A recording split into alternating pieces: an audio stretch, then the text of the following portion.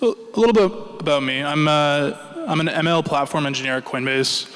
Coinbase is a team of about 4 machine learning platform engineers, 4 machine learning engineers.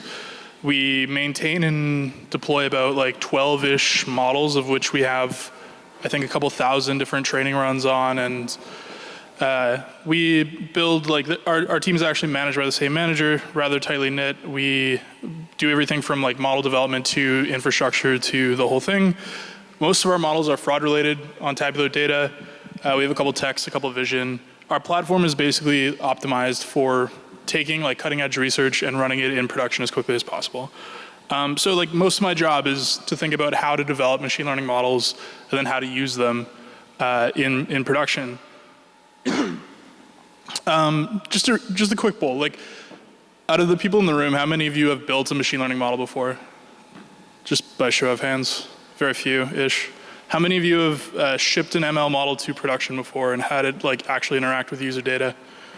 Looks like 3-ish people. And then how many of you have deployed a machine learning model on mobile?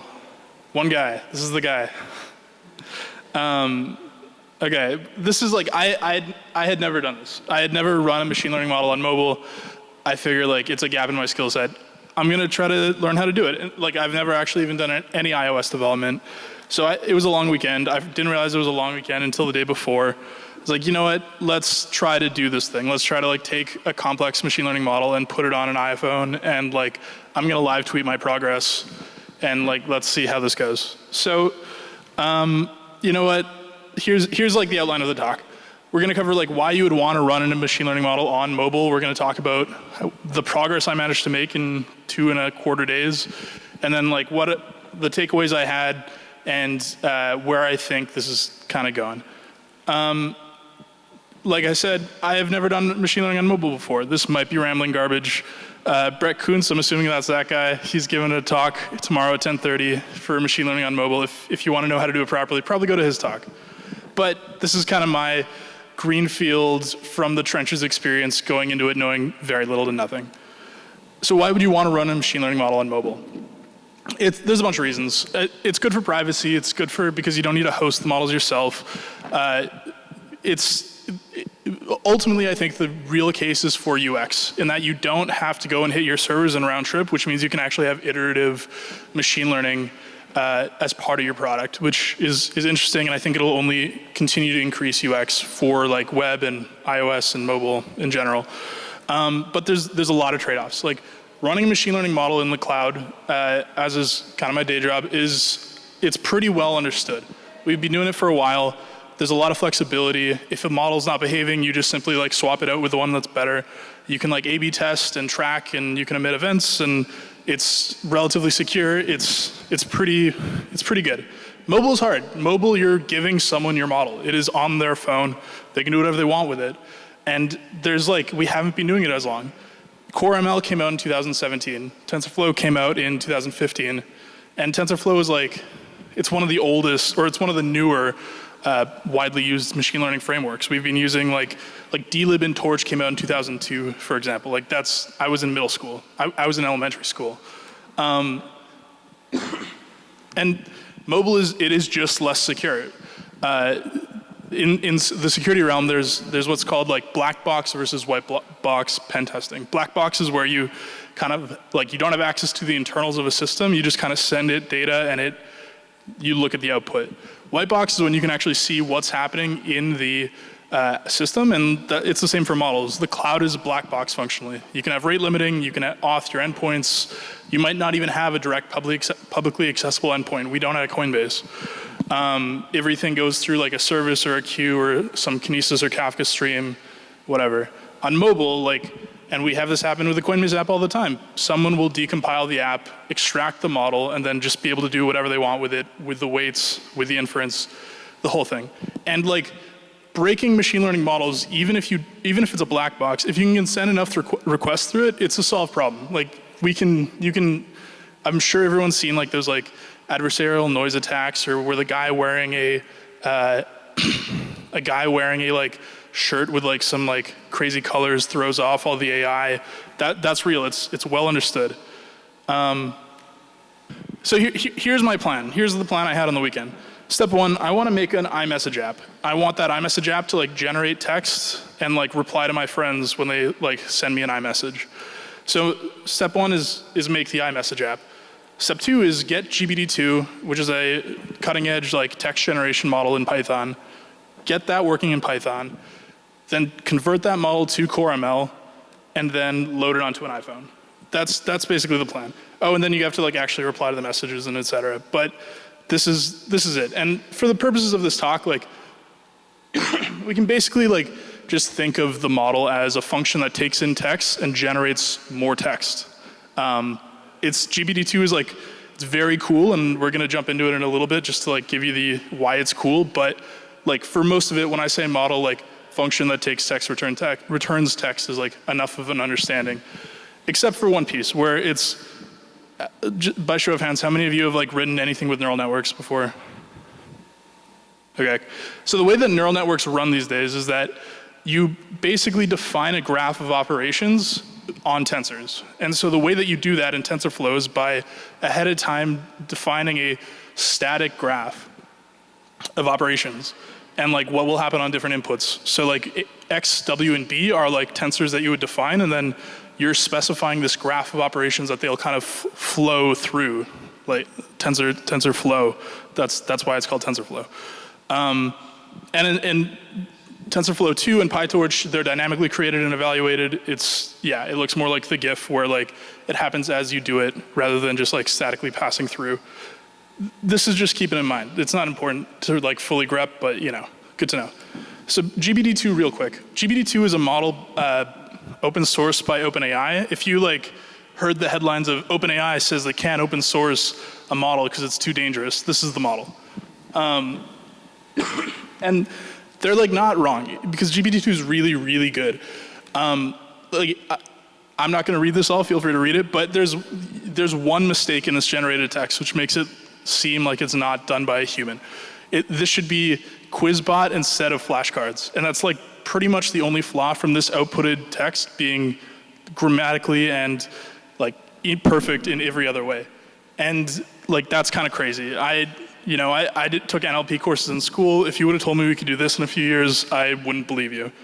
Like it understands that QuizBot is a noun that like acts on things, and like it understands like noun, subject, verb, prefixing. It understands that like memory and remembering are related. It understands like extension of concepts. Like the input text only mentions like English vocabulary and science. It like pulls out that like, oh, there are other things that it could learn as well.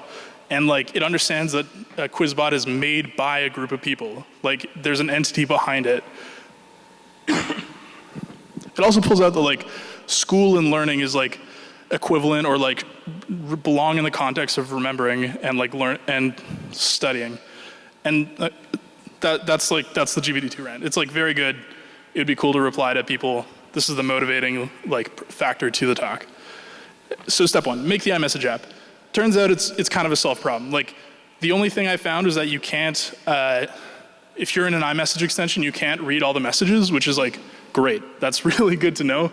I just kind of assumed you could read the full chat log, but no. So I like pivoted, make it a text field you have to like enter text into, and then it generates text. But you know, it's about the model. Like, don't really care.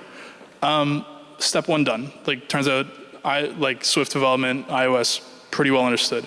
Step two, GPT-2 and Python. So OpenAI open sourced the model and like a smaller version of its weights, but not the full weight set. So I had already written like a couple of abstractions around their repo to make it a little easier to work with. I just like reuse that code. It's just as simple as like GPT-2.download model, GPT-2 create the class, and then GPT-2.generate. GPT-2 and Python done. Like I'm kind of cheating. I've done it before. Convert the model to Core ML. Brett is like laughing now because he understands like this is where the complexity lies. Like here be dragons. I don't know how to do this part. And like there's a lot of unknowns when you're going to convert a like Python world model into mobile, because there's a lot of kind of assumptions we make that I don't know how they map into the like on the phone world. One of which is like, can you have dynamic text input size? Like when you're tokenizing a string, for a model, you're generating a vector where each item in the vector is a integer which corresponds to a like token match of a vocabulary. And so like if you have okay cool, that's 2 tokens, vector length of 2. Fire emoji might be 1, it might be 0 if it's not in the vocabulary you have. And then like are you on Netflix question mark is probably 5, but it depends on how the vocabulary encodes punctuation. Number 2 is like there are meta parameters in machine learning models, like especially in GPT-2, there's a lot of things that affect the output of the model. So GPT-2, you can specify the length that you want the output to be. The like temperature and top K are basically like how entropic the response is going to be. And it like matters a lot to the quality of the response, and under different circumstances you want to have different values for that. Can I affect those at runtime, or do I have to kind of pick values and then just live with those choices? Another one is like, can I swap out core ML models? Can I fine tune GPT-2 on like a single person's catalog of text and then have it reply as that person? The example being like, there's like 1 million hours of Joe Rogan's like podcast transcript. Can I just like fine tune this model and have it reply as Joe Rogan or Michael Scott or Jon Snow? Because then you can have like a little app that like you can choose who you're responding as, and that's pretty sick. And then like the last thing is like, will this actually run on an iPhone? This is a real beefy model. It's like 500 megabytes on disk. It has 117 million parameters in the model. Will it actually run? Like this one, I was relatively confident in this one, but you know, it's still an unknown. I don't know the answer to this. But like, it's enough stalling. It's time to do the thing. It's either gonna work or it's not. We'll find the answers to unknowns as we go. And here are the notes I had during the time. Like this is my rough plan. Step 1 is like, I have all these like TensorFlow checkpoint files. I need to convert those into a .ml model file. I then also have like this vocabulary that I talked about. I need to convert that and the way that it parses input vectors into tensors. I need to rewrite that in Swift. And then like the checkpoint to .ml model file, which is what CoreML uses as a like file type, is like non-trivial because checkpoint files represent an in-memory graph of a machine learning model's session. The TF CoreML tooling expects a .pb file, which is a different serialization format than checkpoint. We got to jump through a few hoops of conversion to do this, and like it might be hairy. And spoiler, it will be hairy. But this is where I'm at. I've got a model. I've got all the like state, which is these model.checkpoint files. I've got like an encoder.json. I've got a vocab.bp. Those are basically like how it will like tokenize all the input text. Then I've got like hyperparameters, which are like we can effectively ignore. So like I don't know enough to like jump into this directly. Let's do the CoreML hello world. The first thing is, granted, this is CoreML 2.1 because I was doing this a few months ago. 3.0 might have solved this. CoreML at the time did not support Python 3.7, which you know that's pretty solvable. Just you know use 3.6. It'll happen one day. 3.7. We as an industry won't be a year behind, maybe. Next is like, let's make a hello world model. Like this is just MNIST image classifier in Keras, tf.keras. The key point here is that I'm saving the weights in a checkpoint format, the TF checkpoint format. Because what I'm trying to do is I'm trying to replicate that same like state of directory that I had from the OpenAI model. And so like now that worked pretty well. It did the thing. These like checkpoint files are the same. Now I need to convert to a .pb file. And I did it, like, if you look, it took me probably like 3 hours to figure out how to do this properly. Because it's like, what you need to do is you need to load an in-memory graph representing the model.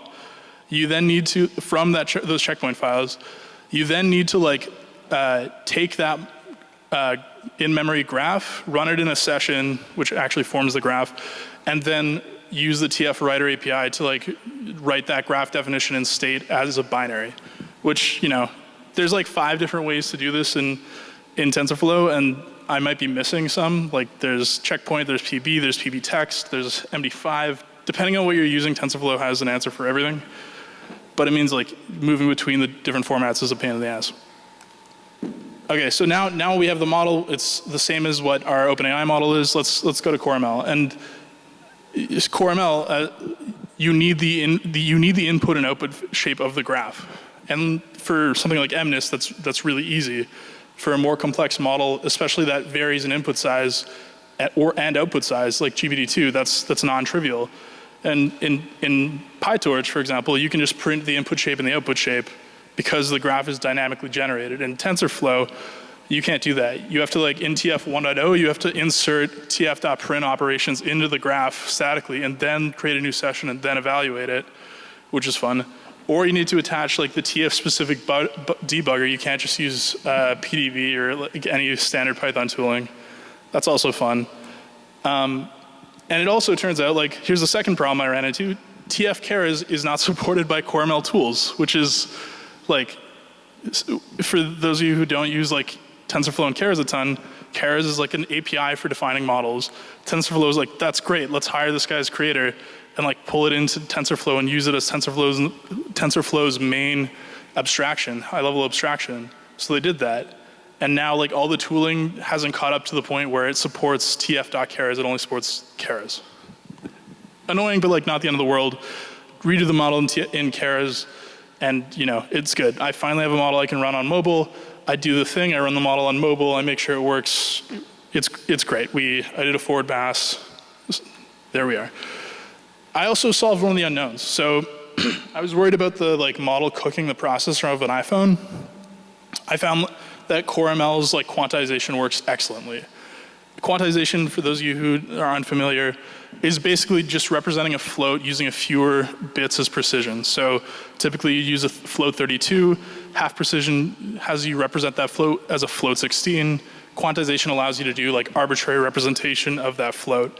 And when I, like, quantize this model, originally it was 252 kilobytes. It, like, with a 8-bit quantization, it would be 40 kilobytes.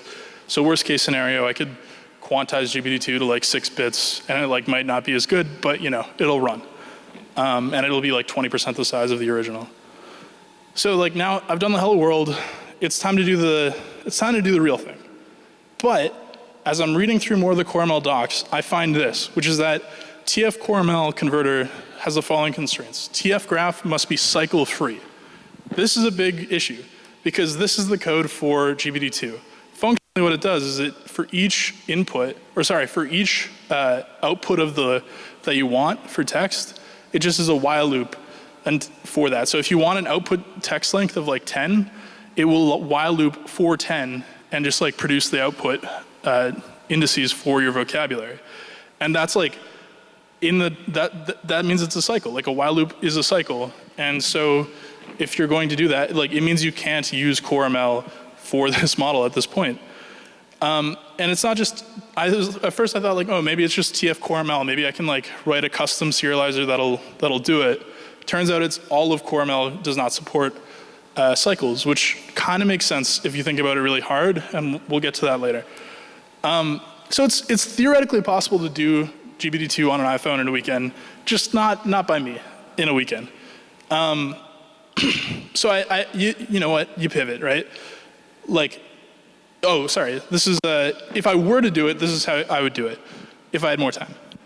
What you would do is you have to unroll that while loop. So instead of having a while loop, you say, I'm only going to support outputs for length 50 words. And then you just, like, unroll the while loop for 50 iterations, and then now you have a static graph. And now you can run it, and then you just have to re-implement the text encoding in Swift, and then you just have to glue it all together, and it'll do the thing. But on the weekend, like, can't convert the model to CoreML, that's a break. We got to pivot. I'm just going to, like, have the extension call the server, because that's really easy, and I know how to do that, and that's my day job. Less fun, but, you know, when you're live tweeting stuff, you want to have a product to ship. And this took, like, half an hour. Like, running a model on a server is, like, something I do all the time. It didn't take me very, very long to, like, build the prototype. And then I just, like, you have the last little bits of the iMessage extension, have it post to the server, display the text, et cetera, et cetera. You know, it's 11 p.m. on a Monday night of a long weekend, close enough, right? Except then this happened, which is interesting. So, like, Julian Chemod is the CTO of Hugging Face. If any of you have used, like, PyTorch transformers for, like, BERT or GPT-2 or any, like, PyTorch text model, you might have used his code. Him and I had been, like, chatting about this because I I have like tweeted at the Hugging Face guys before. We're Twitter friends, I'd say. And he like several months afterwards, like I don't know, 3 months afterwards, he like tweeted me this, which is Hugging Face implemented exactly what I wanted to do. They released GPT-2 for Swift in CoreML on GitHub, and you should go read this code. It's really cool. You should check it out. But it's brutal. Like the amount of work they had to do to make this work is really a lot. Like, don't try to read all this code. It's a lot. Just know the left side is like the prediction code. It's like glue it all together stuff. The right side is the like encoding code. And I truncated these files. Like, there's like hundreds of lines of code. I think the tokenizing alone is like 700 lines, which, okay, fair enough. It's tough to tokenize stuff. Predict is not terrible, but this is the terrible part. Because ML multi-array, which is the like type that is used to represent tensors that are passed into CoreML models, don't support math operations. They had to roll their own math operations. So for example, here they're trying to do an argmax, which is basically get the highest value in this array. And they have to like to do it efficiently, they're doing like DSP pointers to like DSP operations on a raw pointer using the Metal API. And it's rough. And like on the right there, that's like, they had to write like 600 plus lines of code in Swift to like do the basic math that like ML multi-array is kind of missing. And here, I said that's the worst part. This is the worst part. So in order to like actually get it to work, they had to redefine all of GPT-2's structural graph in CoreML's neural network builder's metagraph option. So what let's trace that back. GPT-2 is a graph, right? Its operations are a graph structure. They want to run that graph structure in CoreML. How do you do it? You can't convert from anything in Python land to CoreML land. You need to write it in CoreML. And what that means is like, you're doing several thousand of these builder.add expand dim operations to define like each node in this neural network and each operation between tensors. And again, it's like 400 lines of just defining this metagraph so that you can copy over the state. And like they even did it pretty efficiently. Like they did a while loop and they looped over like how to expand for the while. Like they did a relatively good job. They did a great job is what I should say. I can't think of a way to do this that would be better, but you know, it sucks. This is in the comments of the source. It's like, I hate this. I don't disagree. It's pretty brutal that you have to like do all this. And this is where we get to the takeaways. Number one, like Swift is a really great language. I think that Swift, and you just watched the Swift for TensorFlow talk, I think what Paige and Chris and like the team are doing is great. Number two is like currently shipping an ML model for mobile is a large amount of discrete engineering work. It is not at the point where you just get it for free. You need to have people on it. You need to like spend time and actually do it, otherwise it's not gonna work. TFLite might be a little easier. It seems to have higher like op coverage. CoreML at least is like a large amount of discrete engineering work. The tooling is still immature. And then the reason why it takes a lot of engineering work is that the tooling around ML for mobile is still immature. The interop isn't there. And ML engineering, I think, is still immature as a profession. Like ML for research has been around since the 80s. We've only been in, like, unless you're Google, we've only been running machine learning models in production at scale for like, I don't know, 10 years at most.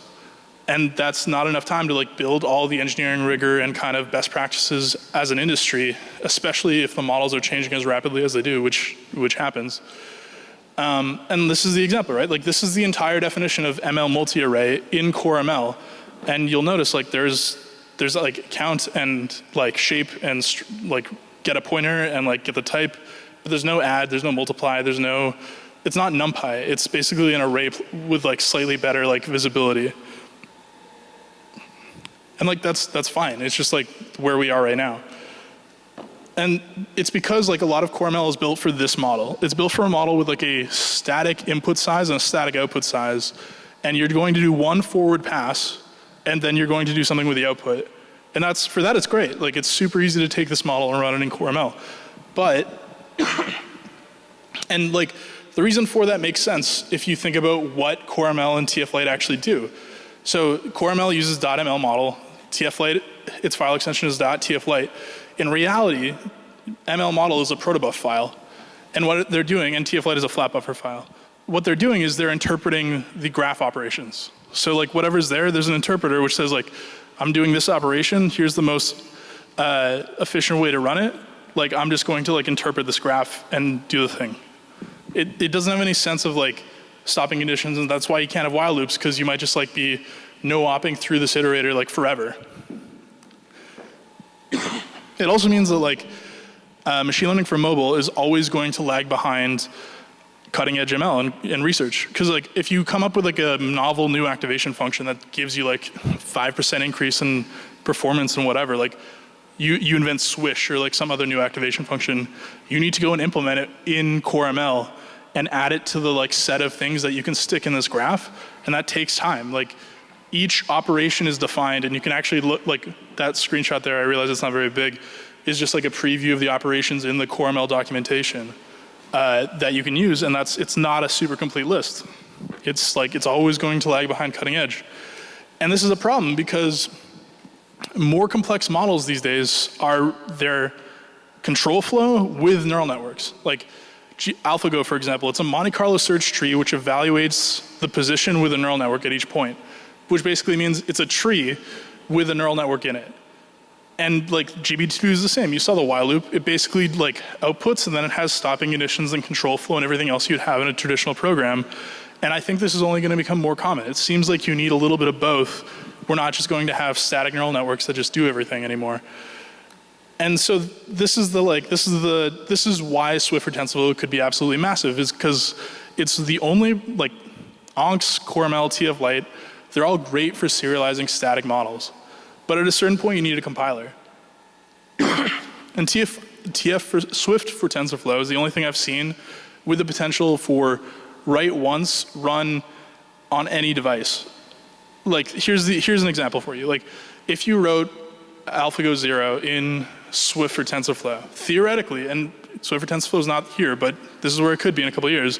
You write it in Swift for TensorFlow, you train it on the million GPU server farms that Google has, and then you just cross-compile it for ARM and run it on a phone and ship a quantized version of the weights.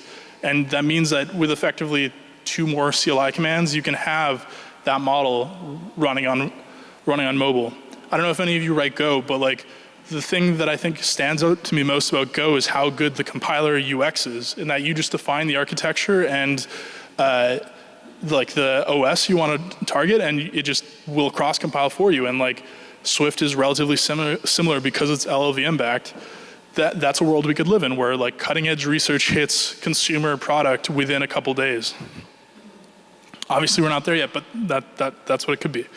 In general, ML compilers are going to be huge. Swift for TensorFlow might not be the winner in all this, but something is going to, and that's because people keep putting specialized neural engines in consumer chips. This slide is from the it's from the Apple iPhone Pro event, and it for their A13 chip, they have like a specific region dedicated to running neural network operations. It's only going to become more common. Soon we're probably going to see laptops which have discrete processing units that aren't GPUs, that are meant for forward passes of neural networks. And it turns out, like at the limit, we've done a lot of work to figure out how to define neural networks and machine learning models at a high level. And we've done work to make it fast on CUDA and like x86, but we haven't done a good job of making it like, we're in the Java stage where like something's going to come around and let you run it on everything, and it's going to be big because it's turning into a compiler problem. Everyone's starting to come out with their own ASICs or TPUs or like alternatives to CUDA, and we need to be able to run there. And there's a lot of projects, Glow, TVM, XLA, Julia, that are like attempting to solve this. And it's great. It's good that this ecosystem's evolving. And this is like, mobile is just a proxy for this, is that like Swift, you just heard the thing, they're going to have differentiable programming in the language. That's going to be a first. That is like a systems-ish language is going to have differentiability built into it. And that will unlock a whole like domain of programming tasks that we couldn't otherwise do. And here's maybe the motivating piece. This is a paper released by like Jeff Dean and Google in 2018. And what this paper showed is that if you think of B trees and hash and bitmap indices in a database as learned indices or models, and you just replace it with ML models, you can outperform cache optimized B trees by as much as 70% and use an order of magnitude less memory. And like ML for systems is on the rise. Like it's an entire workshop at NeurIPS this year for the first time ever. It's got like a massive slate of like interesting talks. Jeff Dean is going to do the keynote. And I think it's where we're headed. I think that having machine learning models as part of systems is only going to become more common, and it's going to make our programs better and our UX better. And that's what I learned. That's my time. Thanks. You can hit me up on all these things. That's it.